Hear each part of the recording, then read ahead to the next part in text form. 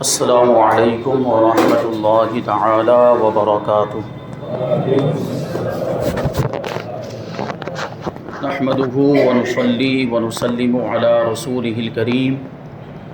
اما بعد فاعوذ باللہ من الشیطان الرجیم، بسم اللہ الرحمن الرحیم۔ ان اولیاؤہ الا المتقون، صدق اللہ العظیم۔ ایک مرتبہ بارگاہ رسول و آل رسول میں درود و سلام کا ہدیہ پیش کریں اور پڑھیں: اللہم صلی علی سیدنا و مولانا محمد معدن الجود والکرم وآلہ الکرام وابنہ الکریم وبارک وسلم صلاۃ و سلام علیک یا رسول اللہ صلی اللہ تعالی علیہ وسلم۔ عزیزان ملت اسلامیہ، آج محرم الحرام کی 27 تاریخ ہے اور اسی مہینے کی 28 تاریخ کو تاریخ السلطنت اشرف زمانہ حضرت سلطان مخدوم اشرف جہانگیر سمنانی رحمۃ اللہ تعالی علیہ کا عرس آتا ہے۔ اسی مناسبت سے آج ہم انشاءاللہ تبارک و تعالی حضرت مخدوم پاک رضی اللہ تعالی عنہ کا تذکرہ کریں گے۔ گزشتہ سال بھی اس موقع پر مخدوم پاک کے تعلق سے بیان ہوا تھا، ان کی سیرت اور ابتدائی حالات بیان کیے گئے تھے۔ مخدوم پاک رضی اللہ تعالیٰ عنہ کی پیدائش اور پھر آپ سمنان کے اندر کتنے عرصے تک رہے، والد ماجد کے وصال کے بعد آپ کیسے بادشاہ بنے، جبکہ ابتدا ہی سے بچپن ہی سے طبیعت دنیا سے بے رغبت تھی۔ یہ اکثر و بیشتر عبادت و ریاضت میں مشغول رہا کرتے تھے اور بادشاہت سے، امور سلطنت سے بالکل الگ رہتے تھے۔ آپ کبھی بھی بادشاہ اور سلطان بننا نہیں چاہتے تھے، لیکن آپ کی والدہ ماجدہ کے اصرار پر والد ماجد کی وفات کے بعد آپ کو بادشاہ بننا پڑا، لیکن آخرکار آپ نے سلطنت کو چھوڑ دیا اور ہندوستان کے سفر پر روانہ ہوئے۔ اس سفر کے حالات بھی بیان کیے گئے تھے کہ درمیان میں کیسے کیسے واقعات پیش آئے۔ ہندوستان میں آپ دہلی تشریف لائے ملتان کے راستے سے ہوتے ہوئے، اور پھر یہاں سے بہار شریف قصبہ منیر میں پہنچے۔ وہاں پر حضرت مخدوم الملک شیخ شرف الدین یحییٰ منیری رحمۃ اللہ تعالی علیہ کا وصال ہو چکا تھا۔ ان کی نماز جنازہ آپ نے پڑھائی اور وفات ہو جانے کے باوجود حضرت مخدوم الملک رحمۃ اللہ تعالی علیہ سے آپ نے فیوز و برکات حاصل کیے، نعمتیں حاصل کی، یہاں تک کہ آپ کی بارگاہ سے حضرت مخدوم پاک رضی اللہ تعالی عنہ کو خرقہ بھی عطا کیا گیا۔ اب یہاں سے آپ پنڈوا شریف کی طرف روانہ ہوئے، جو آپ کے پیر و مرشد کا شہر، اور یہی آپ کے سفر کی انتہا اور وہی منزل مقصود۔ اسی کے لیے آپ جو ہے سلطنت کو ٹھوکر مار کر ہندوستان کے سفر پر روانہ ہوئے تھے۔ حضرت سلطان المرشدین مخدوم علاء الحق والدین، جن کا مزار شریف آج بھی پنڈوا شریف کے اندر موجود ہے۔ یہ پنڈوا جو شہر ہے یہ بنگال کے اندر موجود ہے،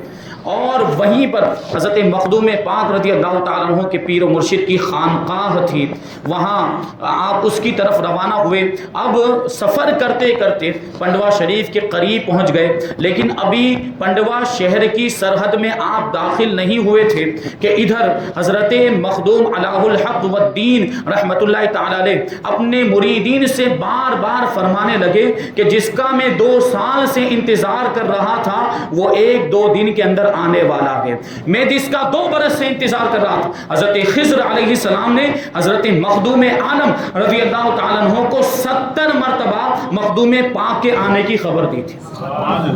ایک دن حضرت مخدوم عالم، حضرت مخدوم علاء الحق والدین، ان کا لقب ہے مخدوم عالم، یہ قیلولہ فرما رہے تھے، یعنی دوپہر میں آرام فرما رہے تھے۔ اچانک آپ کی آنکھ کھل گئی اور آنکھ کھلتے ہی آپ کہنے لگے کہ دوست کی مہک دماغ میں آ رہی ہے، دوست کی مہک دماغ میں آ رہی، فوراً بیدار ہوئے اور خادموں کو حکم دیا کہ وہ میرا جو محافہ ہے وہ لایا جائے۔ یہ ایک مخصوص قسم کی سواری ہوتی ہے جس کو ہم پالکی بھی کہہ سکتے ہیں۔ وہ پالکی، یہ ایسی پالکی اور ایسی مقدس اور مبارک پالکی ہے جو حضرت مخدوم عالم مخدوم علاء الحق پنڈوی رحمۃ اللہ تعالی علیہ کو حضرت اخی شیخ سراج الدین رحمۃ اللہ تعالی علیہ نے عطا فرمائی تھی۔ تو یہ پالکی پر آپ خود سوار ہوئے اور ایک دوسری خالی پالکی لے کر آپ جو ہے روانہ ہوئے اور پنڈوا شہر کے باہر تشریف لے جانے لگے۔ اب لوگوں کو پتا چلا کہ حضرت مخدوم عالم کسی کا استقبال کرنے کے لیے جا رہے ہیں، تو جوق در جوق لوگ آنے لگے اور جمع ہونے لگ گئے۔ پورے شہر کے اندر یہ شور مچ گیا تھا کہ حضرت شیخ کسی بزرگ کا استقبال کرنے کے لیے جا رہے ہیں اور کوئی بہت بڑی ہستی آنے والی ہے، اور پورے شہر کے رہنے والوں میں ایک شور مچ گیا اور ایک جوش پیدا ہو گیا۔ لوگ بڑی تعداد میں جماعتوں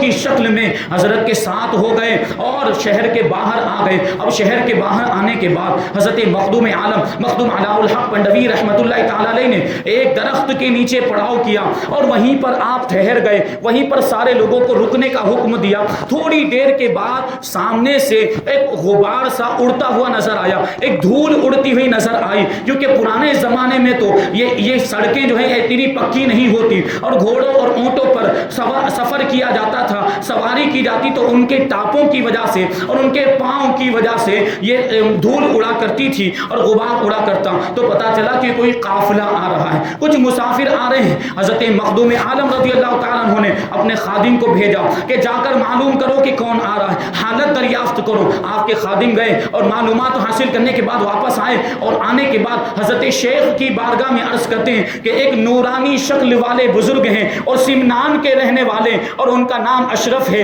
وہی تشریف لا رہے ہیں۔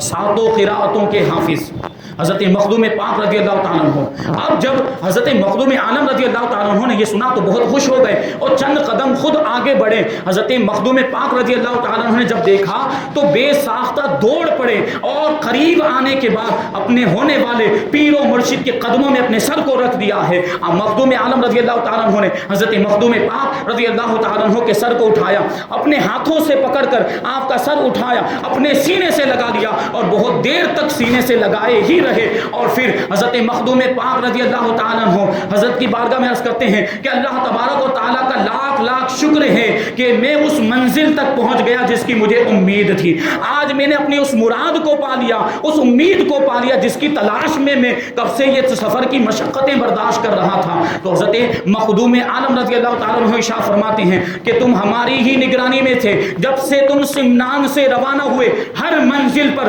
ہم تمہاری نگرانی کر رہے تھے، لیکن بس یہ جسمانی ساتھ نہیں تھا۔ حضرت مخدوم عالم رضی اللہ تعالیٰ عنہ نے پھر ارشاد فرمایا کہ اے فرزند اشرف، اس پالکی پر تم سوار ہو جاؤ۔ جو خالی پالکی لے کر حضرت مخدوم عالم رضی اللہ تعالیٰ عنہ اپنے ساتھ شہر کے باہر تشریف لے گئے تھے، مخدوم پاک کو اس پر سوار ہونے کا حکم دیا۔ تو حضرت مخدوم پاک رضی اللہ تعالیٰ عنہ دیکھے پیر و مرشد کا ادب اور شیخ کا ادب کیسا کرتے ہیں، عرض کرتے ہیں کہ یہ کیسے ہو سکتا ہے کہ پیر و مرشد بھی، آقا بھی سواری پر سوار ہو جائے اور غلام بھی سواری پر سوار ہو جائے، میں سوار نہیں ہو سکتا، میں تو پیدل ہی چلوں گا، آپ سوار ہو جائیں۔ لیکن حضرت مخدوم عالم حضرت مخدوم علاء الحق پنڈوی رحمۃ اللہ تعالی علیہ نے اصرار کیا کہ میری خاطر تم کو سوار ہونا ہی پڑے گا۔ اب پیر و مرشد کا جب اصرار دیکھا تو حضرت مخدوم پاک رضی اللہ تعالیٰ عنہ اس پالکی کے اوپر سوار ہو گئے۔ اب یہ قافلہ پنڈوا شریف کی طرف روانہ ہوا۔ اب تھوڑی دور فاصلے پر پہنچے تھے کہ سامنے سے پنڈوا شہر کی عمارتیں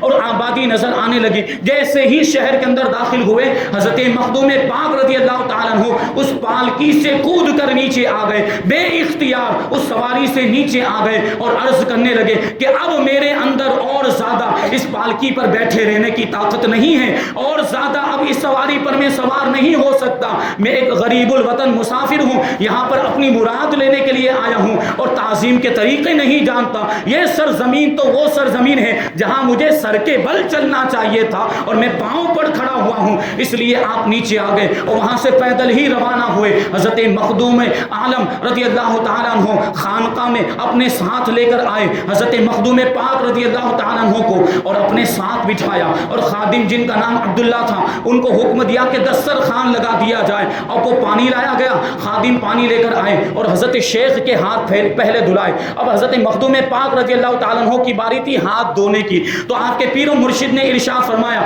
کہ اے فرزند اشرف، آج تم دنیا کے سارے اغراض و مطالب سے ہاتھ دھو لو کہ نکاح اور وصل کا دسترخوان تمہارے لیے بچھایا جانے والا ہے، یعنی اب اللہ سے تم کو ملایا جائے گا، اللہ سے تمہاری ملاقات کرائی جائے گی، تم شیخ کی بارگاہ میں حاضر ہو گئے۔ تو مخدوم پاک رضی اللہ تعالیٰ عنہ نے عرض کیا کہ میں تو پہلے ہی اپنی ذات سے ہاتھ دھو چکا ہوں، اسی لیے تو یہ وصال کے دسترخوان پر بیٹھا ہوا ہوں، میں سب کچھ چھوڑ کر آیا ہوں، میں سلطنت کو ٹھوکر مار کر آیا، میں اپنے رشتہ داروں کو، ماں باپ بھائی بہنوں کو چھوڑ کر آیا، اسی لیے تو آیا تھا کہ مجھے یہاں وصل کی دولت مل جائے گی، یہاں سے اللہ کی بارگاہ کا راستہ مل جائے گا، اور اللہ کی طرف پہنچنے کے لیے منزلیں طے کیسے کرنی ہے اس کا طریقہ مجھے یہاں سے ہی ملنے والا ہے۔ بہرحال اب مخدوم پاک رضی اللہ تعالیٰ عنہ کے بھی ہاتھ دھلائے گئے، وہاں پر جتنے حاضرین تھے سب کے بھی ہاتھ دھلا دیے گئے۔ اب قسم قسم کا کھانا لا کر، طرح طرح کا کھانا لا کر دسترخوان پر سجا دیا گیا۔ مخدوم پاک رضی اللہ تعالیٰ عنہ کا مرتبہ پیر و مرشد کی بارگاہ میں کیسا تھا، ملاحظہ فرمائے کہ آپ کے پیر و مرشد حضرت مخدوم عالم رضی اللہ تعالیٰ عنہ نے خود اپنے ہاتھ سے 4 نوالے لے کر مخدوم پاک کو کھلائے ہیں اور آپ کے منہ میں عطا فرمائے۔ تو وہاں جو مریدین تھے موجود، خانقاہ میں جو رہتے تھے، ان کو بھی بڑا تعجب ہوا کہ آج سے پہلے کسی کے ساتھ یہ معاملہ نہیں ہوا، آج سے پہلے حضرت شیخ نے کسی کو اس طرح نہیں نوازا، اور یہ کھلانا بڑی جو ہے کہ شرف کی بات ہوتی ہے، اور جو ہے کہ حضرت مخدوم پاک رضی اللہ تعالیٰ عنہ کو 4 نوالے کھلائے۔ اب تھوڑی دیر کے بعد آخر میں جب کھانا بالکل اپنی آخری مرحلے میں چل رہا تھا، آخری اسٹیج میں چل رہا تھا، کہ ایک اور جو ہے کہ کھانے کی چیز لائی گئی، گرم گرم چاول لائے گئے جن کو بطور خاص ایک مخصوص طریقے پر پانی سے ٹھنڈا کیا گیا تھا۔ اس زمانے میں ان کی زبان میں اس کو پن بتھا کہا جاتا تھا، پن بھتا کہا جاتا تھا۔ وہ چاول لائے گئے، حضرت مخدوم عالم رضی اللہ تعالیٰ عنہ نے وہ چاول کا برتن حضرت مخدوم پاک رضی اللہ تعالیٰ عنہ کے سامنے رکھ دیا اور ارشاد فرمایا کہ اسے کھاؤ، کہ یہ کھانا ایسا ہے کہ جس سے شربت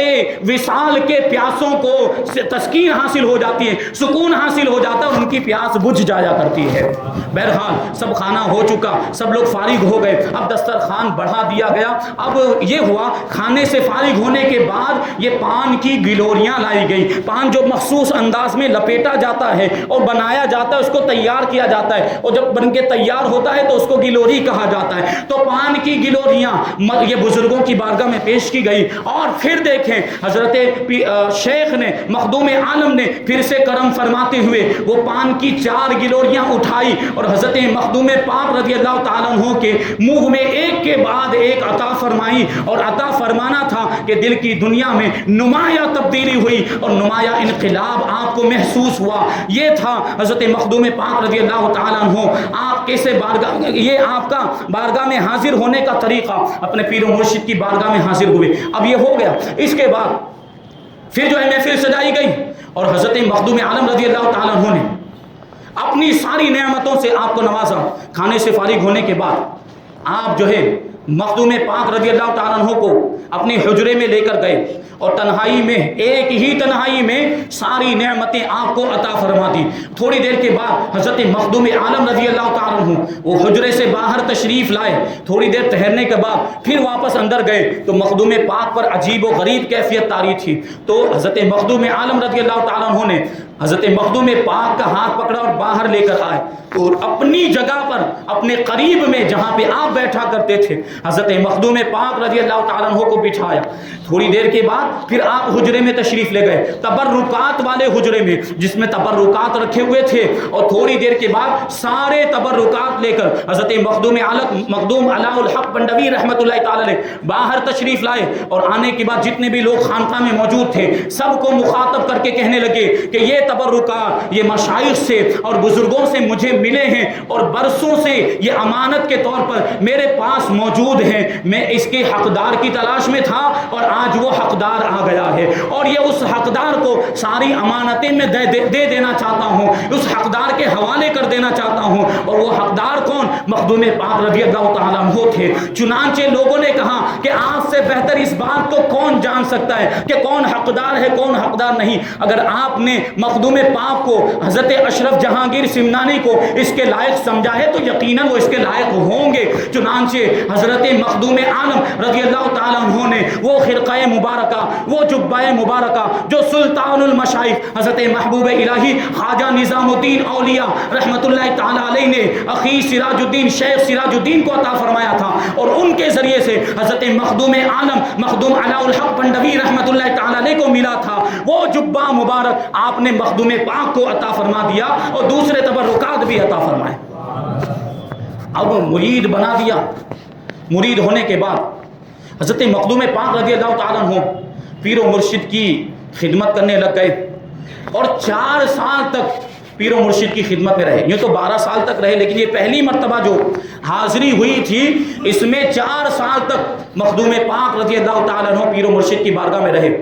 اور عرض کرتے رہتے تھے کہ میرے ذمے کوئی خدمت کر دی جائے کہ وہ کام میں کرتا رہوں، اور اس خدمت کی ذمہ داری مجھے دے دی جائے. تو مخدوم عالم رضی اللہ تعالیٰ عنہ ارشاد فرماتے کہ تم سے کیا کام لیا جا سکتا ہے، اور تم سے جو کام لیا جانے والا ہے اس کے بارے میں حضرت خضر علیہ السلام خود آ کر بتائیں گے. اور جس دن میں نے تم کو خرقہ دیا اور جس دن نعمتیں دی ہیں اس دن بھی حضرت خضر علیہ السلام آئے تھے اور تمہارے بارے میں مجھ سے گفتگو کر کے گئے ہیں. حضرت مخدوم عالم شیخ علاء الحق پنڈوی رحمت اللہ تعالی علیہ ہمیشہ اس فکر میں رہتے تھے کہ مخدوم پاک کے لیے کوئی لقب متعین کر دیا جائے، ان کو کوئی خطاب دے دیا جائے، اور یہ سوچتے رہتے کہ غیب سے کوئی خطاب آ جائے تو بڑی اچھی بات ہو جائے. چنانچہ آپ اسی فکر میں رہتے کہ ایک مرتبہ رات کو جو کہ شب براءت تھی، آپ اوراد اور اپنے معمولات اور وظائف سے فارغ ہونے کے بعد آپ اپنے حجرے میں تشریف لے گئے اور مراقبہ میں مشغول ہو گئے. آپ نے مراقبہ کیا یہاں تک کہ صبح صادق کا وقت آ گیا، اور جیسے ہی صبح صادق کا وقت آیا در و دیوار سے آواز آنے لگی جہانگیر جہانگیر. جہانگیر جہانگیر کی آواز سے در و دیوار سے آنے لگ گئی. حضرت مخدوم عالم رضی اللہ تعالیٰ عنہ نے آنکھ کھولی اور یہ آواز سن کر آپ فوراً سمجھ گئے کہ غیب سے مخدوم اشرف کو جہانگیر کا لقب عطا کیا گیا ہے اور یہ خطاب جہانگیری اشرف کو ملا ہے. چنانچہ فارغ ہونے کے بعد اب فجر کا وقت ہو گیا. حضرت مخدوم پاک رضی اللہ تعالیٰ عنہ دوسرے حجرے کے اندر موجود تھے. فجر کی نماز کے لیے حضرت مخدوم عالم رضی اللہ تعالیٰ عنہ مسجد میں پہنچے. سارے نمازی بھی آ گئے، مخدوم پاک بھی آ گئے. نماز سے فارغ ہونے کے بعد حضرت مخدوم پاک رضی اللہ تعالیٰ عنہ نے اپنے پیر و مرشد سے مصافحہ کیا، اور آپ کا معمول یہ تھا کہ سارے مصلیوں سے نمازیوں سے مصافحہ کیا کرتے تھے. اب معاملہ یہ تھا کہ جو بھی ملتا تھا حضرت مخدوم پاک سے، جو بھی ملاقات کرتا تھا وہ مبارکبادی دیتا تھا، اور مبارکبادی کے ساتھ یہ بھی کہتا تھا کہ خطاب جہانگیری مبارک ہو، خطاب جہانگیری مبارک ہو، یعنی یہ جہانگیر کا لقب مبارک ہو. تو ہم جو یہ کہتے ہیں مخدوم اشرف جہانگیر سمنانی، یہ جو لقب ملا ہے یہ پیر و مرشد کی بارگاہ سے ملا ہے اور یہ غیب سے عطا کیا گیا. یہ مخدوم پاک رضی اللہ تعالیٰ عنہ کی شان. اب 4 سال آپ رہے، اور یہ جو واقعہ یہ لقب ملا ہے یہ آپ کے 4 سال مکمل ہونے کے آخری دنوں کا واقعہ تھا. ایک دن حضرت مخدوم عالم مخدوم علاء الحق پنڈوی رحمت اللہ تعالیٰ علیہ نے حضرت مخدوم پاک رضی اللہ تعالیٰ عنہ سے ارشاد فرمایا کہ یہ مسئلہ مشہور ہے، یہ کہاوت مشہور ہے کہ ایک جنگل میں 2 شیر اور ایک نیام میں 2 تلواریں اچھی طرح نہیں رہ سکتی. چونکہ اب حضرت مخدوم پاک رضی اللہ تعالیٰ عنہ بھی ولایت کے اعلیٰ درجے پر فائز ہو چکے تھے اور بلند و بالا مقام حاصل کر چکے تھے. اس لیے آپ کے پیر و مرشد نے ارشاد فرمایا میں چاہتا ہوں کہ تمہارے لیے کوئی جگہ تجویز فرماؤ، تم وہاں پر جاؤ اور رشد و ہدایت کا فریضہ انجام دو اور بے یار و مددگار لوگوں کی مدد کرو، ان کی دستگیری کرو. جو نادان ہیں وہ تمہاری خدمت کر کے دانا ہو جائیں، تمہاری ذات کے ذریعے سے لوگوں کو علم شریعت بھی حاصل ہو جائے اور علم طریقت بھی حاصل ہو جائے، اور جہاں گمراہ لوگ موجود ہوں تمہاری ذات کے ذریعے وہ راہ راست پر آ جائیں، ان کو ہدایت نصیب ہو جائے. تو حضرت مخدوم پاک رضی اللہ تعالیٰ عنہ اپنے پیر و مرشد کی بارگاہ میں عرض کرتے ہیں کہ میں نے سفر کی اتنی مشقتیں برداشت کی، میں نے اپنے گھر بار کو چھوڑا، میں نے اپنے وطن کو چھوڑا، اپنے ماں باپ بھائی بہن اور رشتہ داروں کو چھوڑا، صرف اسی لیے تو چھوڑا تھا کہ آپ کے قدموں سے لگا رہوں گا، آپ کی خدمت میں حاصل کبھی یہ نہیں سوچا تھا کہ جس کے لیے وطن کو چھوڑا ہے اسی پیر و مرشد کو ایک دن چھوڑنا پڑ جائے گا. میں آپ کو چھوڑ کر ہرگز نہیں جا سکتا. لیکن آپ کے پیر و مرشد نے ارشاد فرمایا کہ اسی میں اللہ تبارک و تعالیٰ کی مصلحت ہے, اسی میں اللہ تبارک و تعالیٰ کی حکمت ہے. تمہیں اس وقت اس کے بارے میں خبر نہیں, لیکن تمہارا اب نگاہوں سے اوجھل ہو جانا ہی بہتر ہے. ہم روحانی طور پر آپس میں ایک دوسرے سے تعلق رکھیں گے. جب بھی تم ہمیں پکارو گے ہم تمہاری مدد کے لیے حاضر ہو جائیں گے. لیکن اس وقت ظاہری طور پر جدا ہونا ضروری. ہم بھی تمہیں جدا نہیں کرنا چاہتے, ہم بھی تم سے بڑی محبت کرتے ہیں, لیکن اللہ تبارک و تعالیٰ کی حکمت یہی ہے کہ تم یہاں سے جدا ہو جاؤ. اور پھر یہ فیصلہ ہو گیا اور جون پور اور اس کے اطراف کے علاقوں میں حضرت مخدوم پاک رضی اللہ تعالیٰ عنہ کو بھیجنا طے ہو گیا. اور یہ طے ہوا, یہ منصوبہ بنا لیا گیا کہ رمضان شریف مخدوم پاک رضی اللہ تعالیٰ عنہ پنڈوا شریف میں گزاریں گے, اور جب عید کا دن آئے گا تو سفر شروع ہوگا. چنانچہ رمضان المبارک مکمل ہو گئے اور عید کا دن آیا تو عید کے دن خود حضرت مخدوم عالم رضی اللہ تعالیٰ عنہ نے مخدوم پاک رضی اللہ تعالیٰ عنہ کو لباس پہنایا اپنے مبارک ہاتھوں سے, اور نقارہ جو سفر میں لے کر چلتے ہیں وہ بھی عطا کیا, اور قافلے کے لیے جھنڈا بھی عطا کیا, اور پھر خود رخصت کرنے لگے اور رخصت کے الفاظ کہنے لگے. تو حضرت مخدوم پاک رضی اللہ تعالیٰ عنہ پیر و مرشد کی بارگاہ میں عرض کرتے ہیں کہ آپ مجھے جون پور بھیج رہے ہیں, اور جون پور کا معاملہ یہ ہے کہ وہاں ایک شیر پہلے سے موجود ہے, وہاں ایک شیر رہتا ہے. حضرت مخدوم عالم حضرت مخدوم علاء الحق پنڈوی رحمۃ اللہ تعالی علیہ نے اتنا سننا تھا کہ آپ نے مراقبہ فرمایا, اور اتنی دیر تک مراقبہ فرمایا گویا کہ جنگل سے شیر کو خود ہی لے کر آ گئے ہوں. اور پھر آنکھیں کھولنے کے بعد ارشاد فرماتے ہیں کہ ہاں وہاں جون پور کے اندر ایک شیر رہتا ہے, اور اس شیر سے مراد حضرت شیخ صدر الدین چراغ ہند رضی اللہ تعالیٰ عنہ, وہ بھی اللہ کے ولی جو جون پور کے اندر رہتے تھے اور جون پور کی ولایت ان کو عطا کی گئی تھی. ان کی طرف اشارہ تھا, ان کے ساتھ مقابلہ ہونے والا تھا, کیونکہ ایک شہر کی ولایت دو ولیوں کو نہیں ملتی ہے.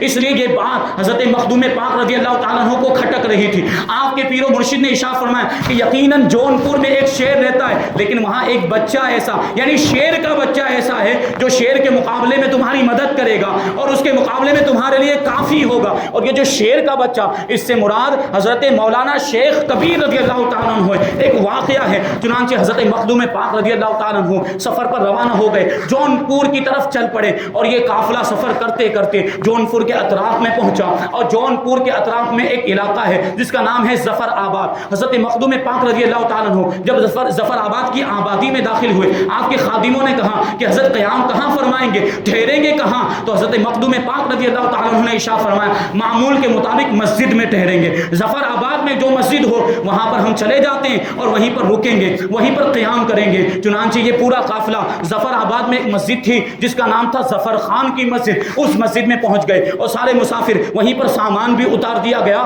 اور وہیں پر جو سواری کے جانور تھے گھوڑے اور اونٹ وغیرہ وہیں مسجد کے صحن کے اندر سارے جانوروں کو باندھ دیا گیا. اب جب شہر والوں کو پتا چلا کہ ایک درویش ایسا آیا ہے اور اس نے مسجد کے صحن کے اندر جانوروں کو باندھ دیا, تو لوگ باتیں کرنے لگ گئے, اور یہ نئی بات انہوں نے دیکھی تھی, اس لیے کہنے لگے کہ یہ پڑھے لکھے درویش معلوم ہوتے ہیں, اور پڑھے لکھے ہونے کے باوجود مسجد کے صحن کے اندر جانوروں کو باندھ دیا. کیونکہ مسجد کے صحن کے اندر جانوروں کو باندھنے کا مطلب یہ تھا کہ جانور پیشاب بھی کریں گے, جانور لید بھی کریں گے, اور اس کی وجہ سے مسجد کا صحن گندا ہو جائے گا, اور مسجد کو صاف ستھرا رکھنا ضروری ہے, گندگی سے پاک رکھنا ضروری ہے. تو یہ اعتراض انہوں نے کیا تھا. چنانچہ کچھ طالب علم ان کو شوخی سوجی, ان کو مستی سوجی, اور اس بارے میں گفتگو کرنے کے لیے وہ مسجد ظفر خان میں حضرت مخدوم پاک رضی اللہ تعالیٰ عنہ کی بارگاہ میں حاضر ہوئے. آنے کے بعد بیٹھ گئے, تھوڑی دیر تک پہلے خاموش رہے کہ دیکھے کہ کیا ماجرا ہے اور کیا معاملہ ہے. وہ طالب علم ابھی بیٹھے ہوئے ہی تھے کہ وہ اپنی نگاہوں کے سامنے یہ منظر دیکھتے ہیں کہ ایک سواری نے حضرت مخدوم پاک رضی اللہ تعالیٰ عنہ کو کچھ اشارہ کیا. اب وہ اشارہ کرنے والا جانے اور جس کو اشارہ کیا گیا وہ جانے. مخدوم پاک رضی اللہ تعالیٰ عنہ نے فوراً اپنے خادموں کو حکم دیا کہ اس سواری کو مسجد سے باہر لے کر جاؤ کہ یہ پیشاب کرنا چاہتا ہے.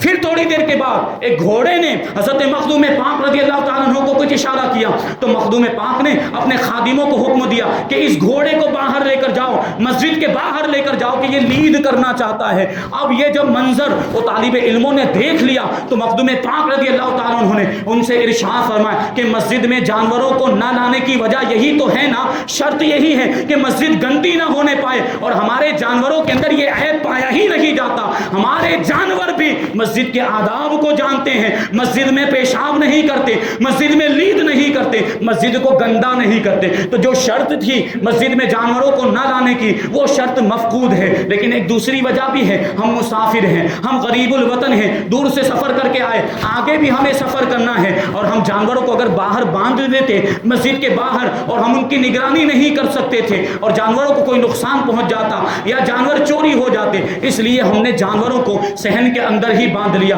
یہ واقعہ ہو گیا۔ اور اسی ظفر آباد کے اندر ایک اور عظیم واقعہ، بہت بڑا واقعہ پیش آیا کہ ظفر آباد میں کچھ بھانڈ قسم کے لوگ، مسخرے قسم کے لوگ جو لوگوں کا مذاق اڑایا کرتے، لوگوں کو ہنسانے کا کام کرتے ہیں، وہ بھانڈ قسم کے لوگ، ان کو مذاق سوجھا اور تمسخر اڑانے کے لیے حضرت مخدوم پاک رضی اللہ تعالیٰ عنہ کا مذاق اڑانے کے لیے انہوں نے یہ پلان بنایا، یہ منصوبہ بنایا کہ ایک مصنوعی جنازہ تیار کیا جائے، ایک نقلی جنازہ تیار کیا جائے۔ چنانچہ انہوں نے وہ جنازہ تیار کیا اور اس میں ایک بھانڈ کو لٹا دیا اور یہ کہہ کر لٹایا کہ جب بھی مخدوم پاک رضی اللہ تعالیٰ عنہ نماز جنازہ پڑھانے کے لیے اللہ اکبر کہیں گے، تکبیر کہیں گے، تو تم کو جنازے میں سے کھڑا ہو جانا ہے، اور جنازے میں سے تم کھڑے ہو جانا اور ہنسنے لگ جانا، تو ہم حضرت مخدوم پاک کا مذاق اڑائیں گے۔ ان لوگوں نے یہ پلان بنایا تھا ایک اللہ کے ولی کا مذاق اڑانے کا، انہوں نے منصوبہ بنایا تھا۔ دیکھیے انجام کیا ہوا۔ یہ شاید یہ جرأت انہوں نے خود ہی کی تھی یا جو ہے کہ کسی نے ان کو اس پر ابھارا تھا، بہرحال یہ بات تو اللہ تعالیٰ ہی بہتر جانتا ہے۔ انہوں نے وہ مصنوعی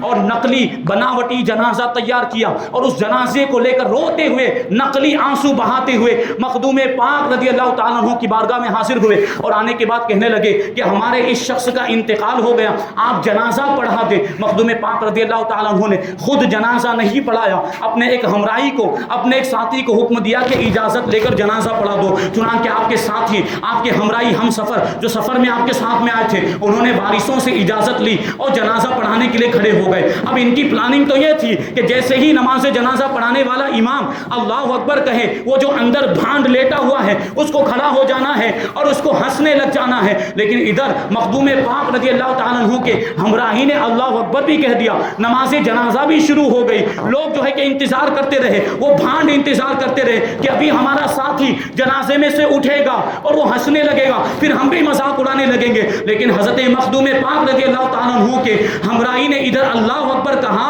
اور ادھر جنازے کے اندر جو مصنوعی اور بناوٹی مردہ تھا وہ حقیقی مردہ ہو گیا، حقیقت میں مر گیا۔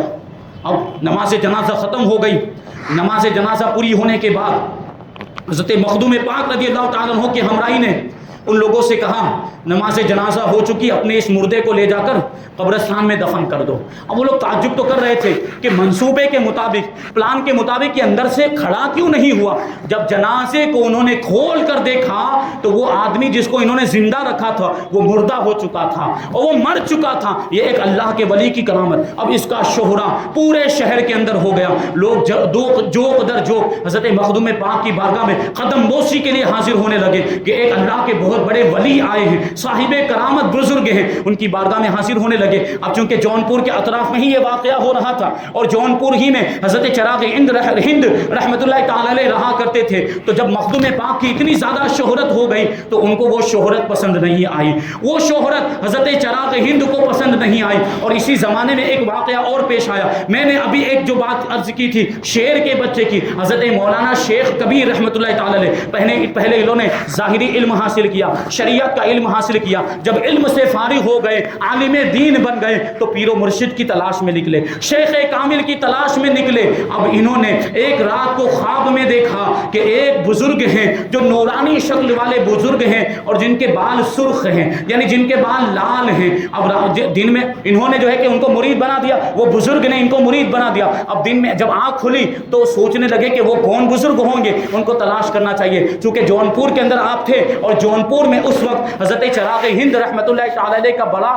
شہرہ تھا۔ حضرت مولانا شیخ کبیر رحمت اللہ تعالی علیہ نے سوچا کہ یہ پورا علاقہ حضرت چراغ ہند کے ولایت کے تحت آتا ہے، ان کے زیر ولایت ہے، یہاں کے شاہ ولایت وہی ہے، تو شاید انہی کے بارے میں مجھے خواب میں اشارہ کیا گیا۔ چنانچہ مولانا شیخ کبیر رحمت اللہ تعالی علیہ یہ سرور پور کے رہنے والے تھے، وہ سرور پوری ان کو کہا جاتا ہے، یہ حضرت چراغ ہند رحمۃ اللہ تعالیٰ علیہ کی بارگاہ میں پہنچے، لیکن جب حضرت چراغ ہند کو دیکھا تو آپ کو سمجھ میں آیا کہ یہ تو وہ بزرگ نہیں ہیں خواب میں جن کا دیدار کرایا گیا تھا۔ بہرحال آپ ان کے مرید نہیں ہوئے اور چند دنوں تک آپ ظفر آباد کے اندر، جون پور کے اندر ہی ٹھہرے رہے، اور اسی زمانے میں حضرت مخدوم پاک رضی اللہ تعالیٰ عنہ کا آوازہ بلند ہو چکا تھا، آپ کا شہرہ ہو چکا تھا کہ ظفر آباد میں ایک ایسے بزرگ آئے ہیں جن کی ذات سے کرامتوں کا ظہور ہوتا ہے۔ اور حضرت مخدوم پاک رضی اللہ تعالیٰ عنہ ادھر اپنے مریدین سے فرمایا کرتے تھے کہ میرے دماغ میں دوست کی مہک آ رہی ہے، لیکن وہ دوست میرے پاس آنے میں بڑی دیر کر رہا ہے، جلدی سے آتا نہیں ہے۔ اور اس طرف حضرت مولانا شیخ کبیر رحمۃ اللہ تعالی علیہ کو جب آپ نے مخدوم پاک کا شہرہ سنا تو لوگوں کا رجحان دیکھا ان کی ذات کی طرف، تو آپ کے ذہن میں خیال آیا کہ ان کی بارگاہ میں حاضر ہونا چاہیے۔ چنانچہ مخدوم پاک کی بارگاہ میں حاضر ہونے کے لیے حضرت مولانا شیخ کبیر روانہ ہو گئے اور ادھر خانقاہ کے قریب پہنچے جہاں پہ حضرت مخدوم پاک کا قیام تھا۔ اس قیام گاہ کے قریب پہنچے کہ ادھر حضرت مخدوم پاک رضی اللہ تعالیٰ عنہ نے اپنے مریدین سے کہا کہ جس دوست کا انتظار تھا وہ دوست آ گیا ہے، جس دوست کا ہم انتظار کر رہے تھے وہ دوست آ گیا اور وہ قریب پہنچ چکا ہے۔ خادم کو پتا تھا